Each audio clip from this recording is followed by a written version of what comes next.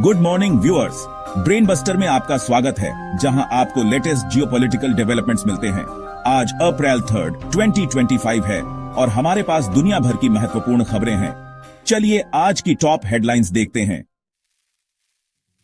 Global investors परेशान हैं क्योंकि यूएस प्रेसिडेंट डोनाल्ड ट्रंप आज अपना liberation day tariff plan announce करने वाले हैं। इस प्लान से कई देशों पर नए टैरिफ्स लगेंगे, जिससे ग्लोबल ट्रेड, कंपनियों की कमाई और इकोनॉमिक ग्रोथ पर असर पड़ सकता है। एक्सपर्ट्स का कहना है कि इससे मार्केट में उतार चढ़ाव भी आ सकता है और दुनिया भर की इकोनॉमी स्लो हो सकती है। अमेरिका के टैरिफ की उम्मीद में इंडिया के इक्विटी बेंचमार्क्स ऊपर आज गए हैं, पिछले नुकसान से उभरते हुए। फिर भी इन्वेस्टर्स सावधान हैं। उन्हें डर है कि टैरिफ से यूएस में इन्फ्लेशन बढ़ेगा और ग्लोबल ग्रोथ कम होगा, जिससे इंडिया जैसे इमर्जिंग मार्केट्स में इन्वेस्टमेंट कम हो सकता है। यूरोपियन फार्मास्यूटिकल इंडस्ट्री मुश्किल में है क्योंकि उसे अमेरिका के टैरिफ का डर है।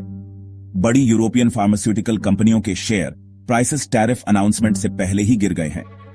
एक्सपर्ट्स को डर है कि इन टैरिफ से सप्लाई चेन टूट सकती है और जरूरी दवाइयों की अवेलेबिलिटी पर असर पड़ेगा।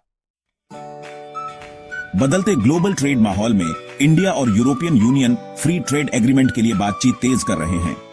दोनों पार्टीज 2025 के एंड तक बातचीत खत्म करना चाहती हैं, इंपोर्ट ड्यूटीज पर मतभेदों को सुलझाने और पॉलिटिकल एंगेजमेंट बढ़ाने की कोशिश कर रही है। एफटीए से इंडिया में ईयू इन्वेस्टमेंट्स बढ़ने और दोनों रीजन्स के बीच इकोनॉमिक टाइज मजबूत होने की उम्मीद है।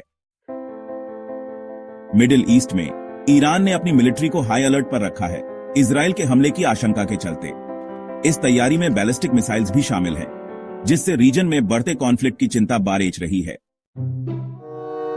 अमेरिका द्वारा ज्यादा टैरिफ लगाने से ग्लोबल ट्रेड फ्लोज बदल सकते हैं, जिससे इंडिया स्टील इंपोर्ट के लिए ज्यादा वल्नरेबल हो सकता है। इंडस्ट्री लीडर्स को डर है कि दूसरे देशों से आने वाला स्टील इंडियन मार्केट में भर जाएगा, जिससे डोमेस्टिक प्रोड्यूसर्स पर असर पड़ेगा। मैरीटाइम सिक्योरिटी और कोऑपरेशन बढ़ाने के लिए इंडिया अप्रैल 2025 में पहला अफ्रीका इंडिया की मैरीटाइम एंगेजमेंट AKME करेगा। इस मल्टीनेशनल नेवल एक्सरसाइज में Tanzania, Comoros, Djibouti, Eritrea, Kenya, Madagascar, Mauritius, Mozambique, Seychelles और साउथ अफ्रीका शामिल होंगे।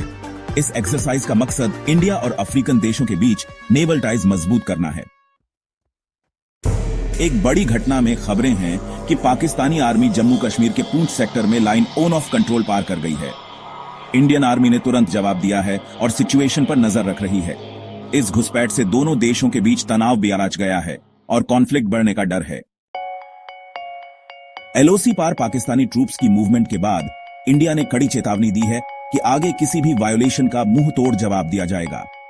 मिनिस्ट्री ऑफ एक्सटर्नल अफेयर्स ने इंटरनेशनल डिप्लोमेटिक चैनल्स के जरिए भी ये मुद्दा उठाया है और पाकिस्तान से सीज फायर अग्रीमेंट का सम्मान करने को कहा है। बॉर्डर एरियाज में रहने वाले लोगों को अलर्ट रहने को कहा गया है। आज के जियोपॉलिटिकल अपडेट में बस इतना ही। ब्रेन बस्टर के साथ अपडेटेड रहें। लाइक, शेयर और सब्सक्राइब करना न भूलें।